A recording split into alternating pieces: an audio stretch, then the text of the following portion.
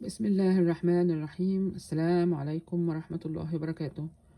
ازاي تتخلص من الاكتئاب الشديد؟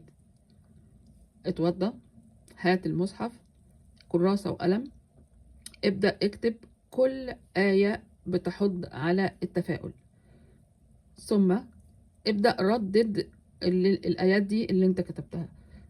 أول خطوة من خطوات التخلص من الاكتئاب انك تزود الإحساس بالتفاؤل. وطبعا مفيش احسن من كلام ربنا في انه تتكرره علشان يأكد لك ان شاء الله كل حاجة هتتحسن. وده يعني حاجة ممكن تستعملها بدون العلاج او مع علاج الاكتئاب، وان شاء الله ربنا يشفينا جميعا. بسم الله الرحمن الرحيم. السلام عليكم ورحمة الله وبركاته.